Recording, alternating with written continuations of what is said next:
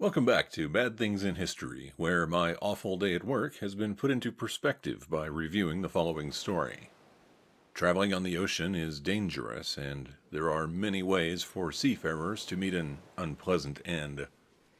If I asked you to name the worst disaster to ever happen at sea, what would your guess be? I expect the most common response is the Titanic.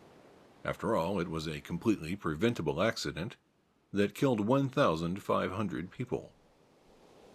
The Titanic is not even close when it comes to the worst maritime disaster ever. If anything, it was a dress rehearsal for the main event. Today, we are going to tell you the story of Wilhelm Gustloff. It was a cruise ship that became part of the deadliest maritime event in history. Cruising. When Hitler took power in 1933, he made sweeping changes across Germany as quickly as possible. One of the things Hitler did not like were the trade unions in Germany. So the Nazi Party created its own trade organization called the German Labor Front. The German Labor Front occupied the trade union offices, confiscated their property, and sent many of the union leaders to concentration camps. Hitler then eliminated collective bargaining. He also prevented many employees from leaving their jobs at all. Adolf Hitler did not want to seem like he was completely immune to the feelings of workers, so cruise ships were created to reward some of the hard-working masses, at least the ones who supported Nazi reforms and didn't cause problems. The Wilhelm Gustloff was one of these purpose-built cruise ships. Originally, the ship was going to be named Adolf Hitler, but Wilhelm Gustloff was a member of Hitler's political party who had been killed by a Jewish student in 1936. So Hitler decided to name the vessel after the assassinated Nazi leader instead. After months of construction, it was finally available to transport passengers in early March of 1938. It wouldn't take long for the ship to become involved in troubling events. On April 1, 1938, the Wilhelm Gustloff left Hamburg, Germany on a cruise of the North Sea. The next day, a coal freighter named Pegaway departed from Tyne and was traveling to Hamburg. On April 3rd, a powerful storm moved over the area. The winds were gusting at 62 miles an hour, and large waves pounded everything in their path. Pegaway was unable to withstand nature's assault. By the next morning, it was sinking. The Wilhelm Gustloff was the nearest ship. It arrived and performed the challenging task of saving the Pegaway's crew. Nazi cruise ships did more than just transport workers and officials. They were also used as a marketing tool to increase German influence. The Nazi state liked to maintain the appearance of democracy when it was convenient to do so. A referendum was held in April of 1938. Voters in Germany and Austria were allowed to choose whether the two countries would become united. Wilhelm Gustloff traveled to England on April 8th. It waited offshore in international waters so that eligible voters in England could come aboard and cast their ballot. Almost 2,000 people were ferried to the ship. All except 10 voted in favor of German and Austrian unification. For roughly the next year, the cruise ship would continue to serve its original purpose, but as World War II escalated, it would find itself being used for much more than entertainment. Soviet submarines. During World War I, Germany proved that submarines were valuable weapons of war. The British were also members of this exclusive club. Both nations demonstrated that submarines could devastate shipping traffic. When used properly, these underwater weapon platforms caused an immense loss of life and goods. Under the terms of its surrender, Germany had to agree to several restrictions. Among these was that it had to give up all its submarines, and it wasn't allowed to make more. German companies soon found a loophole. There was a way to keep making submarines. These companies created subsidiaries in other countries. These subsidiaries could then accept contracts to build submarines for other nations. In the 1930s, Joseph Stalin decided it was time to turn the Soviet Union into a military force that Europe couldn't ignore. Part of his strategy involved expanding naval capabilities. The Soviets had their own submarines, but they weren't particularly useful. These submersible vehicles could only operate in the shallow Baltic Sea. An innovative design would be needed to create a version that could travel in the open ocean. A German company was more than happy to help.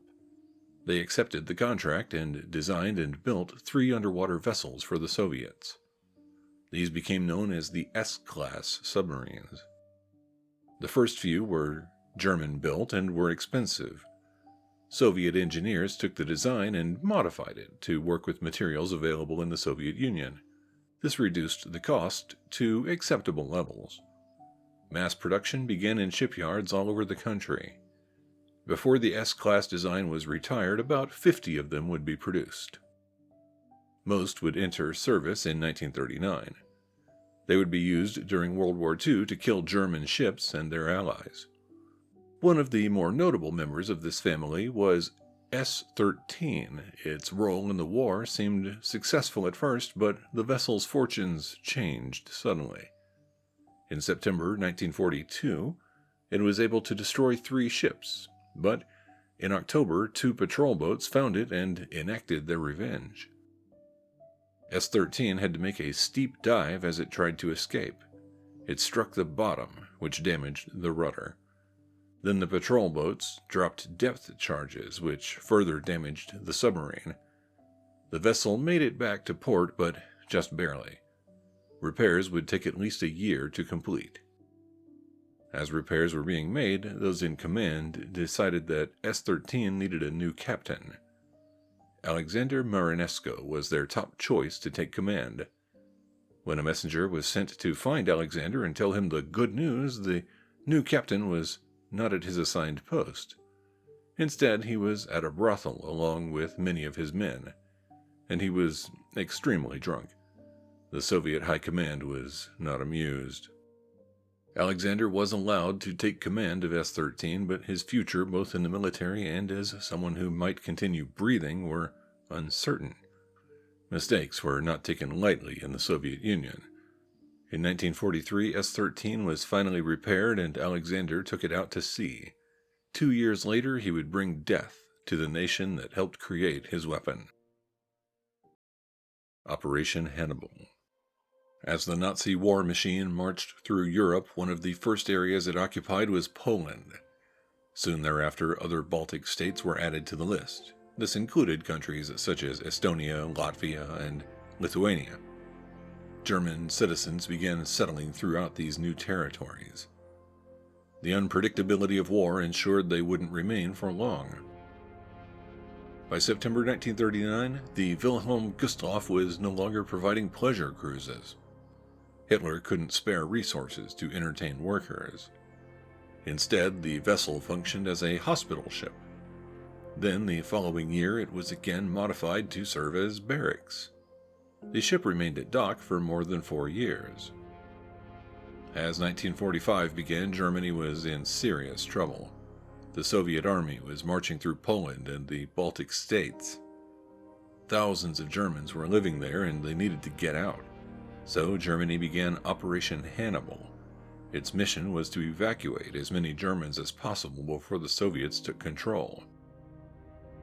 Every available ship was needed to transport the mass of humanity waiting for rescue.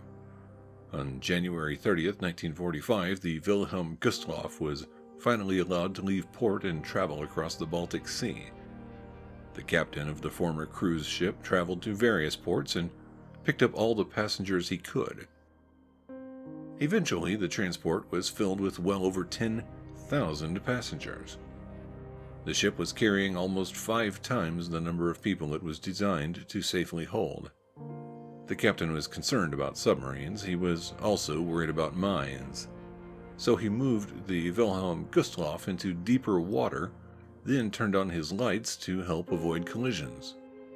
Instead of saving the ship, he had committed a fatal blunder. Alexander Marinesco was nearby with his Soviet submarine, the S-13.